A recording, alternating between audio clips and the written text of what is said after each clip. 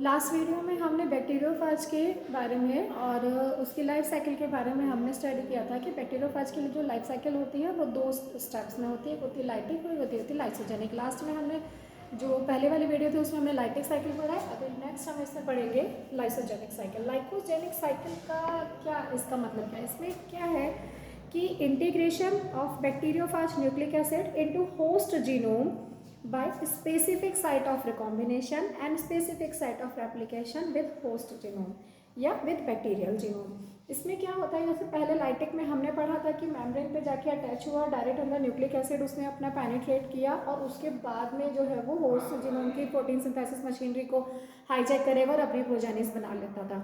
ये चीज़ हमने लाइटिक में पढ़ी। अभी लाइसोजेनिक में क्या है कि लाइसोजेनिक में जो ये न्यूक्लिक एसिड आएगा ये होस्ट जीनोम की कुछ पर्टिकुलर साइट्स होंगी, वहीं पे जाके अटैच होगा, और जो न्यूक्लिक एसिड फाज का आएगा उसके भी कुछ पर्टिकुलर साइट्स होंगी जहाँ पे जाके जो है ये रेप्लिकेशन और रिकॉम्बिनेशन की प्रोसेस स्टार्ट होगी, मतलब जहाँ से जाके दोनों न्यूक्लिक एसिड जो है आपस में जुड़ेंगे। यहाँ पे जो ये न्यूक्लिक एसिड आएगा ये यहाँ पे सर्कुलर फॉर्म में रहेगा अंदर।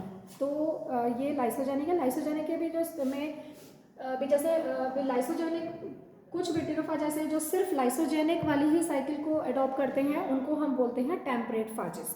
इसके स्टेप्स हैं first attachment, then penetration, integration of phage genetic material, replication and last है इसमें cell division. Attachment same as lytic cycle होगा कि आके जो है उसका बैक्टीरियोफाज जो है अपने टेल फाइबर्स के थ्रू होस्ट की मेम्ब्रेन पे जाके अटैच हो जाएगा, सेम लाइटिक के जैसे रहता है। देन आता है नेक्स्ट स्टेप आती है पेनिट्रेशन। पेनिट्रेशन में क्या है कि जो वायरस का जो जेनेटिक मटेरियल है उसको हम यहाँ पे प्रोफेज बोलेंगे। ये पेनिट्रेट करेगा न्यूक्लिक एसिड को अपने, इसको हम प्रोफेज बोलेंगे। और ये जो प्रोफेज होता है ये एक डॉर्मेंट स्टेज में रहेगा। डॉर्मेंट स्टेज का मतलब क्या है कि वायरस के अंदर एंटर तो हो गया, वायरस यहाँ पे इन्फेक्ट तो कर गया है बैक्टीरियल सेल को, लेकिन ना तो वो अभी यहाँ पे मल्टीप्लाई कर रहा है ना ही वो रेप्लिकेट कर रहा है, तो वो वाली स्टेज कहलाती है डॉर्मेंट स्टेज। इसके एक ये है कि सीधे पेनिट्रेट करा और इसके साथ में दूसरा, क्योंकि हमने पढ़ ही लिया था ये चीज़ अभी कि ये सर्कुलर फॉर्म में रहेगा। तो ये होस्ट का न्यूक्लिक एसिड है और ये न्यूक्लिक एसिड है वायरस का, सर्कुलर फॉर्म में आ गया। अब नेक्स्ट हमारा आता है इसमें integration of phage genetic material. Integration में क्या है कि जो ये दोनों न्यूक्लिक एसिड हैं, होस्ट का और फाज का, दोनों न्यूक्लिक एसिड एक पर्टिकुलर साइट पे जाके जो है वो इंटीग्रेट करेंगे, अटैच होंगे। अटैचमेंट साइट्स होती हैं दोनों में, बैक्टीरियोफाज के भी जेनेटिक मटेरियल में और होस्ट के भी जेनेटिक मटेरियल में।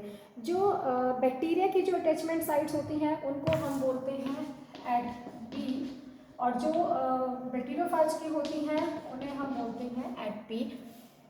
दोनों का ही जो है वो अपना अलग एक डीएनए सीक्वेंस होता है, अलग इसमें जो है 3 डोमेन्स होते हैं एट बी में। एट बी के जो डोमेन्स होते हैं BOB डैश में होता है, और एट पी का यानी कि बैक्टीरियोफाज का जो रहता है उसका रहता है POP डैश। इसमें O जो है उसको हम कोर सीक्वेंस हम यहाँ पे बोल सकते हैं। तो एक पर्टिकुलर साइट है, जैसे कि इसकी पर्टिकुलर साइट ये है और इसकी पर्टिकुलर साइट ये है, ये इसी जगह से अटैच होगा और कहीं से भी अटैच नहीं होता है। नेक्स्ट आता है रेप्लिकेशन।